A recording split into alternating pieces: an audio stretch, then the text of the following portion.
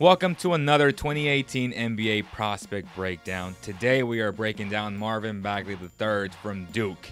This video is presented by Valley Tire Center in Woodland, California. If you're looking for an honest, quality tire shop, look no more. They have many NBA ticket giveaways all season long, so follow them. Links in the description.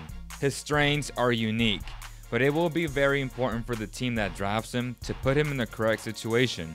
And I'll talk about that later in this breakdown.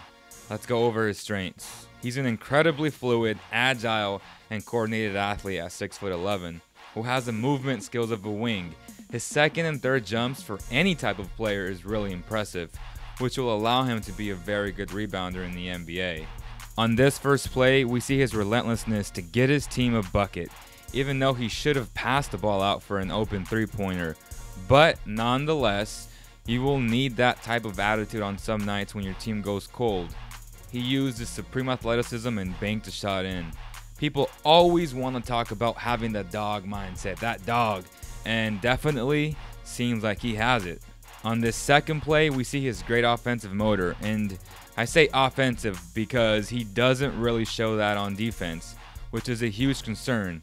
But let's watch the rest of this play. He simply goes up after the double team arrives, and his second and third efforts gets him the and one and a huge momentum booster for the Blue Devils. You can't teach that. Either you have that second and third leap or you don't. On this third play, he shows off his great left-hand touch in the post. He doesn't play with the ball and simply goes up with it and shoots over the top. That's the quick decision-making skills I would like to see more often from Marvin Bagley. Let's move on to his weaknesses. His defensive instincts are really bad. He's consistently late reacting to actions and doesn't quickly diagnose plays either on ball or off ball as a help defender. His wingspan is not where you want it to be, especially for a modern day big who isn't very good on defense, because every time he gets beat and is trying to recover, his short wingspan won't help. His ability to finish with his right hand is very poor, and most NBA teams will force him to go right, which will limit his effectiveness.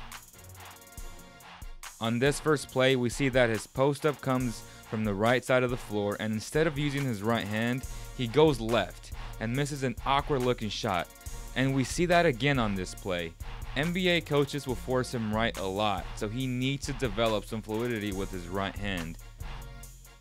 I will also say that if his coach puts him at the 5, which is where I believe he will most be effective, because he can use his elite speed against bigger guys, I would enter with the longer quick wing player on him to force him right every time. He's not going to overpower you with the slender body type, so you don't have to double team him. And you can live with him shooting the ball. Shooting the 3 consistently is another huge weakness I see in this game. If you draft him to play the 4, but he really can't spread the floor with a 3-point shot, you're not going to be very happy with Bagley. Fans will say, well, Draymond Green is effective without being able to shoot the ball very well. The big difference is Draymond's elite defensive abilities and elite basketball IQ are two things Bagley doesn't have and may not ever develop. On these next few plays, he shows me why he's not a top 3 pick. He's a top 5 but not top 3. He just doesn't see the open man when he drives. His feel for the game needs to be questioned. Overall, I believe his individual success and impact on winning games will come if he's drafted to an organization that has an elite playmaker at the point guard position and a very good stretch big who can defend at a high level. He can be Amari Stoudemire or Kenneth Faried in his prime, or somewhere in between. I just can't justify drafting him over Luka Doncic, Jaren Jackson, and DeAndre Ayton. I don't ever see him being the best player on a very good offense. He has way too many limitations. Let me know if you agree or disagree. If you enjoyed this video, give it a thumbs up and share it with your fellow NBA fans. Don't forget to follow us on all social media platforms. I'll see you guys on the next video.